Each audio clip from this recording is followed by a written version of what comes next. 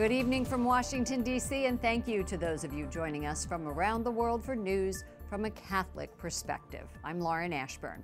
We will have my interview with Secretary of State Pompeo in just a few minutes, but first, President Trump wants another meeting with Russian President Vladimir Putin, even though he was widely criticized for that last one. The president is pushing back against that criticism and pointing a finger at the media. White House Correspondent Mark Irons reports. Good evening, Mark.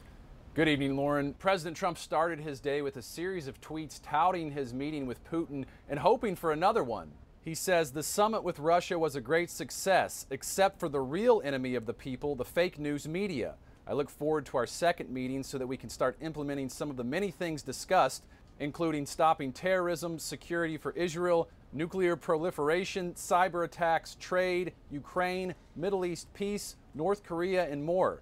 There are many answers, some easy and some hard to these problems, but they can all be solved. Senator Lindsey Graham of South Carolina is one of many in the president's own party criticizing him. When it comes to Russia, it's been a bad week, and I think it's imperative that he understand that he's misjudging Putin. We reinforced a narrative that's bad for us as a nation.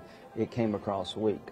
Today we also talked with former Indiana Senator Richard Lugar, who met with President Trump in the weeks before the summit.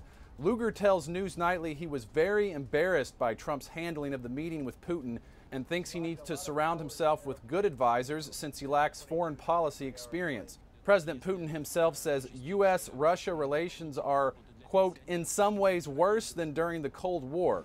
Приветствую всех граждан нашей великой Родины.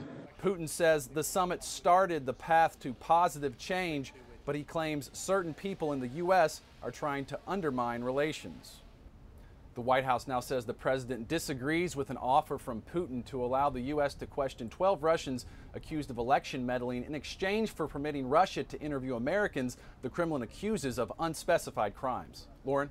White House Correspondent Mark Irons, thank you.